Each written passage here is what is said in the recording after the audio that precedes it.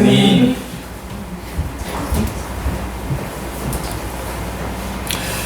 역대하 24장은 남유다의 8번째 왕인 요아스에 대한 하나님의 칭찬과 책망을 기록하고 있습니다. 성경이 칭찬하는 요아스 왕의 행동은 무엇일까요? 역대하 24장 14절에서 공사를 마친 후에 그 남은 돈을 왕과 여호야다 앞으로 가져왔으므로 그것으로 여호와의 전에 쓸 그릇을 만들었으니 곧 섬겨 제사 드리는 그릇이며 또 숟가락과 금은 그릇들이라. 여호야다가 세상에 사는 모든 날에 여호와의 전에 항상 번제를 드렸더라 라고 하였습니다. 요아스 왕은 왕으로서 남유다에 많은 치적을 쌓았을 것입니다. 그러나 하나님은 이 요아스 왕에 대하여 항상 하나님을 번제 드림을 기억하며 칭찬하고 있는 것을 볼 수 있습니다. 우리가 2026년을 살아감에 있어서 많은 일들을 행할 수 있을 것입니다. 그러나 하나님께서 우리 이름을 높이 내는 것과 또 재물이 많이 늘어남보다 하나님 앞에 예배자로 또 하나님을 찬양한 자로 서는 것을 더 기억하시며 칭찬하시는 하나님인 것을 우리에게 보여주고 있는 것입니다. 이 한 해가 그 하나님 앞에서의 예배자로 서는 저와 여러분 되어지시기를 예수님의 이름으로 축복합니다. 그러면 이 요아스 왕이 하나님으로부터 받은 책망은 무엇일까요? 역대하 24장 18절에서 그의 조상들의 하나님 여호와의 전을 버리고 아세라 목상과 우상을 섬겼으므로 그 죄로 말미암아 진노가 유다와 예루살렘에 임하니라 라고 하였습니다. 성경은 요아스 왕이 늙어서 하나님을 버리고 아세라 목상과 우상을 섬긴 것을 크게 책망하고 있는 것을 볼 수 있습니다. 결국 이 요아스 왕은 부하들에게 죽임을 당하는 비참한 최후를 맞이하였던 것입니다. 이 한 시간에 하나님은 이 요아스 왕을 통하여서 사람을 주목하여 보시는 것이 하나님을 예배자로 섬기는 것을 칭찬하며 또 우상을 숭배하고 또 가진 자신의 욕망대로 살아가는 것을 책망하고 있는 것을 볼 수 있습니다. 2026년이 하나님 앞에 우상에게 절하지 아니하고 믿을 힘을 지키우며 끝까지 하나님만을 예배하는 저와 여러분이 되어야 할 것입니다. 또 예수님도 마가복음 12장 28절에서 서기관 중 한 사람이 그들이 변론하는 것을 듣고 예수께서 잘 대답하신 줄을 알고 나와 묻되 모든 계명 중에 첫째가 무엇이니까? 라고 묻는 장면이 나타나 있는 것을 볼 수 있습니다. 예수님에게 있어서 사람에게 가장 중요한 것 한 가지만 말씀해 주십시오. 도대체 그것이 무엇입니까? 라고 묻고 있는 것입니다. 이때 예수님은 마가복음 12장 29절로 30절에서 예수께서 대답하시되 첫째는 이것이니 이스라엘아 들으라. 주 곧 우리 하나님은 유일한 주신이라. 마음을 다하고 목숨을 다하고 뜻을 다하여 힘을 다하여 주 너희 하나님을 사랑하라 하신 것이오 라고 하였습니다. 예수님은 사람에게 있어서 가장 중요한 것은 오직 하나님 한 분만이 유일한 신이심을 고백하는 믿음의 신앙 고백임을 우리에게 교훈하여 주고 있는 것을 볼 수 있습니다.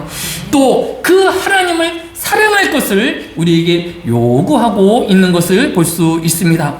그러면 그 살아계신 하나님을 반응하고 또 그 하나님을 사랑하는 구체적인 인간의 행동은 무엇일까요? 그것이 바로 예배인 것입니다.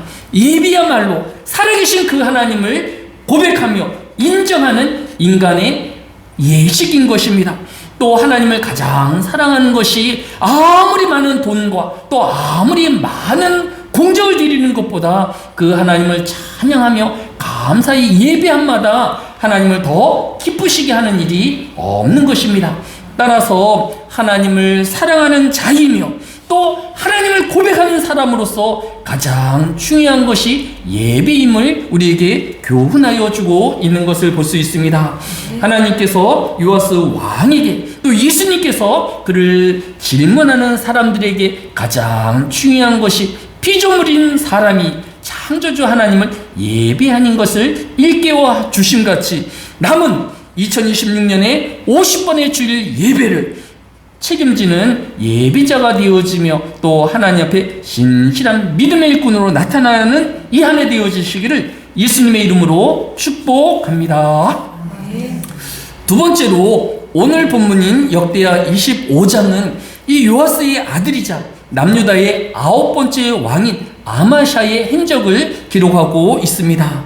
과연 역대하 25장에는 아마샤의 행동 중에서 무엇을 칭찬하고 무엇을 책망하고 있을까요? 오늘 본문인 역대하 25장 3절은 그의 나라가 굳게 섬에 그의 부왕을 죽인 신하들을 죽였으나 라고 하였습니다. 새로운 왕이 된 아마샤는 자신의 아버지인 요아스가 말년에 자신의 신하들에게 죽임을 당하는 비참한 최후를 지켜보았던 것입니다. 그러나 왕이 된 요아스는 당장 복수에 눈멀지 아니하였습니다. 오늘 말씀을 보니까 그의 나라가 굳게 섬에, 즉 자신의 왕권이 굳건하여질 때까지 인내하며 때를 기다렸던 것입니다. 그리고 이제 자신의 아버지를 죽인 그 신하들을 붙잡아 죽이게 되어진 것입니다. 그런데 이 복수는 잔인하지 아니하였습니다. 왜냐하면 보통 잔인한 복수는 그 원수뿐만 아니라 그의 가족들과 그의 자녀들까지 삼족을 멸하는 그런 잔인한 복수가 일반적이었음에도 불구하고 이 아마샤는 자신의 아버지를 죽인 그 신하들만 죽이는 것으로 복수를 마쳤다라는 것입니다. 왜 자신이 아버지를 죽인 이 복수가 불끌어 오랐었고 또 자신의 왕권이 강건해졌는데도 불구하고 이 복수를 한계를 두고 절제하였을까요? 그 이유가 오늘 본문 4절에 기록되어 있습니다.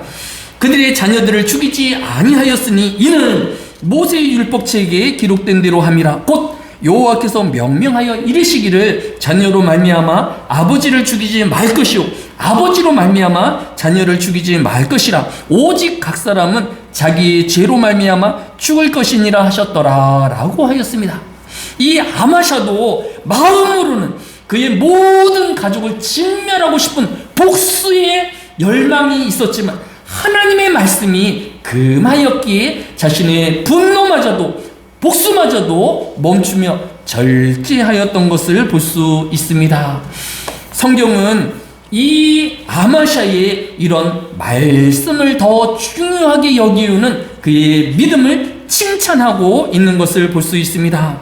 신명기 24장 16절에 자식들은 그 아버지로 말미암아 죽임을 당하지 아니할 것이니 각 사람은 자기 죄로 말미암아 죽임을 당할 것이니라 라고 기록되어 있는 이 짧은 말씀을 그는 지키려고 자신의 복수심을 절제하며 또 감추었던 것을 볼 수 있습니다. 아마샤는 25살에 남유다의 왕이 되어서 무려 29년 동안 통치하였습니다. 그 기간 동안에 얼마든지 자신의 원수들을 핍박하며 죽일 수도 있었지만 이 하나님의 말씀 앞에 스스로를 절제하며 말씀 중심의 삶을 살아갔던 것을 볼 수 있습니다. 올 2026년이 우리에게 이렇게 말씀 중심의 삶이 되어야 할 것입니다. 아무리 작은 하나님의 말씀이다 할지라도 이 말씀이 그치라는 곳에 우리의 걸음을 멈추어야 하며 우리가 가고 싶지 않다 하더라도 하나님의 말씀이 가라 하시면 그 하나님의 말씀을 쫓아 나아가는 저와 여러분 되어지시기를 예수님의 이름으로 축복합니다. 이 아마샤의 말씀 중심의 삶은 이례적인 우연한 일은 아니었습니다. 오늘 본문을 보니까 역대하 25장 6절에 7절에 은 100달란트로 이스라엘 나라에서 큰 용사 10만 명을 고용하였더니 라고 하였습니다. 이제 남유다가 에돔과 전쟁을 하게 되었습니다. 그래서 남유다의 20세 이상의 모든 장정을 세워보니까 30만 명쯤 되었습니다. 그런데 아무리 생각해 보아도 이 30만 명의 군인으로는 에돔 족속을 당해낼 수 없었을 것 같습니다. 이제 더 많은 군사를 마련하기 위해서 딱 두 가지 방법이 있습니다. 하나는 만 20세 이상, 성경이 교훈하는 만 20세 이상이 아니라 19세, 18세, 17세까지로 낮추어서 더 많은 남유다의 장정들을 군대에 입대시켜서 군대 숫자를 늘리는 방법이 있습니다. 또 한 가지 방법은 돈이 들더라도 외국에서 군대를 사다가 군대의 수를 넓히는 방법이 있습니다. 왕의 선택하기에 어느 것이 더 편리하겠습니까? 막대한 돈을 들여서 외국에서 용병을 사오는 것보다 자신의 나라의 진급 연령을 낮추어서 이 남유다의 청년들을 군대에 합류시키는 것이 훨씬 쉬웠을 것입니다. 하지만 성경이 20세 이상으로 장정을 군인 삼을 것을 말씀하셨기에 그는 비용을 지불해서라도 이 하나님 말씀을 지키고 외국에 용병을 구하여 왔다라는 것입니다. 자그마치 10만 명의 북이스라엘의 군대를 은 100달란트를 주고 데려온 것입니다.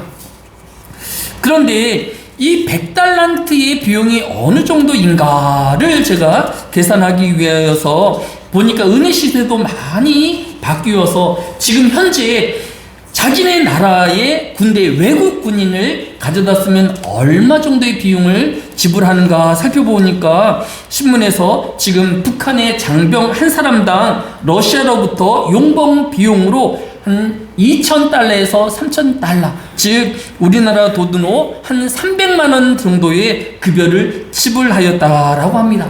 그런 것으로 보면 300만 원 곱하기 10만 명 하면 한 달에만 3,000억 원이 되어지는 큰 금액인 것입니다. 이때에 럭대하 25장 9절을 보니까 아마샤가 하나님의 사람에게 이르되 내가 100달란트를 이스라엘 군대에게 주었으니 어찌할까? 하나님의 사람이 말하되 여호와께서 능히 이보다 많은 것을 왕에게 치실 수 있나이다 하니라 라고 하였습니다. 이제 북이스라엘의 군대 10만 명을 용병으로 하고 은 100달란트를 지불해야 했습니다. 우리나라 돈으로 한 3천억을 이미 지불하였던 것입니다. 그런데 하나님께서 선지자를 보내셔서 북이스라엘의 군인들은 이 남유다의 군대와 함께 전쟁할 수 없다라고 하였습니다. 그러니까 이 아마샤가 하나님의 선지자에게 물었습니다. 아니 벌써 돈을 지불했습니다. 이 지불한 돈을 다 지불했는데 어떻게 그들을 쓰지 않을 수 있습니까? 라고 묻자 오늘 9절에 여호와께서 능히 이보다 많은 것을 왕에게 주실 것입니다 라고 대답한 것을 볼 수 있습니다. 즉 아마샤는 하나님의 말씀을 지키기 위하여 용병을 사는 그 큰 돈 지출하는 것을 아깝게 생각하지 아니하였던 것입니다. 또 하나님의 선지자가 하나님이 그러한 용병을 원하지 않습니다 라고 하였을 때 그 은 100달란트를 포기할 중심이 있을 만큼 말씀 중심의 삶을 살았던 것을 볼 수 있습니다. 올 한 해 우리가 하나님의 말씀대로 살아가려고 하면 경제적인 손실이 있을 수도 있고 또 우리에게 여러 불이익을 감당해야 할 때도 있을 것입니다. 하지만 이 아마샤가 그에게 큰 재정의 부담이 있음에도 불구하고 그 재정을 포기하고 하나님 말씀을 지키려고 했던 것처럼 2026년이 하나님 말씀 중심으로 살아내는 저와 여러분 되어지시기를 예수님의 이름으로 축복합니다. 아울러서 함께 더 기도할 것은 지난 12월 13일 북한에서는 김정은 북한 국무위원장이 러시아에 파병되었던 제528 공병연대의 귀국을 환영하는 행사를 직접 주관하였었습니다. 이때 그 이면에 러시아의 신문에 따르면 우크라로부터 빼앗은 쿠르스크주의 이 부대가 파견되어서 총 150만 개의 지뢰를 제거하였다라고 평가했습니다. 그러면서 이 쿠르스크 주 정부는 북한의 형제들이 이제 평양에 돌아갔지만 이제 그들이 몇 달 내에 다시 돌아오기를 희망한다라고 신문에 보도하였습니다. 지금은 한겨울입니다. 또 우크라이나는 겨울에 더 추위가 심하기 때문에 지금은 지뢰를 제거할 수 없는데 이제 봄이 되어지면 그들이 다시 와서 자신들이 두려워서 또 무서워서 행하지 못하는 위험한 일인 지뢰 제거하는 일이나 전쟁의 가장 위험한 일들을 이 북한의 병사들이 대신 해주기를 기대한다라고 보도하고 있는 것을 볼 수 있습니다. 북한은 이날 이 러시아의 파병 군인 중에서 100명이 사망하였다고 공식적으로 자신의 입으로 시인을 하였습니다. 또 미국과 우리나라의 정보국에서는 최소 600여 명의 북한의 장병들이 순직한 것으로 파악하고 있는 것입니다. 이들이 내년 봄에 파견되어지게 되어지면 가장 전쟁이 극심할 때가 휴전을 앞두고 있을 때가 가장 치열한 전쟁이 일어나는 것을 볼 수 있습니다. 남북의 6.25 전쟁도 마지막 휴전을 앞둔 한 달 동안에 얼마나 많은 청년들이 고지 하나를 서로 빼앗고 빼앗기는 반복되는 전쟁으로 죽어갔는지 모를 일입니다. 따라서 이 봄이 되어서 북한의 장병들이 러시아 파병되기 전에 러시아와 우크라이나의 평화협정이 주인되어서 더 이상 북한의 장병들이 희생당하지 아니할 수 있도록 이 겨울 더 기도하는 저와 여러분 되어주시기를 예수님의 이름으로 축복합니다. 끝으로 다시 오늘 본문으로 들어가서 이 아마샤 왕이 하나의 말씀을 작은 말씀이라도 지키려고 하였던 것처럼 이 한 해 예수님의 말씀을 또 성경의 말씀을 지키는 저와 여러분 되어주시기를 예수님의 이름으로 축복합니다.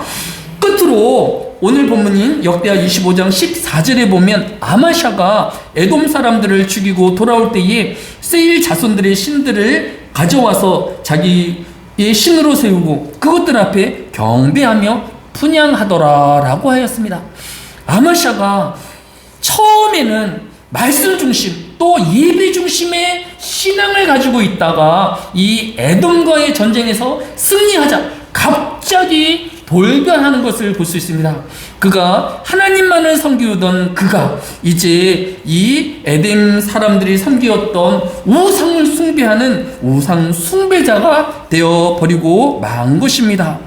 이에 선지자가 15절에 책망하기를 이러므로 여호와께서 아마샤에게 진노하사 한 선지자를 그에게 보내시니 그가 이르되 저 백성들의 신들이 그들의 백성을 왕의 손에서 능히 구원하지 못하였거늘 왕이 어찌하여 그 신들에게 구하나이까 하매라고 하였습니다. 이 이방의 신들을 격파하며 또 승리케 하신 그 하나님을 예배하지 아니하고 패배한 이 이방의 신을 숭배하고 있는 아마샤 왕을 책망한 것을 볼 수 있습니다.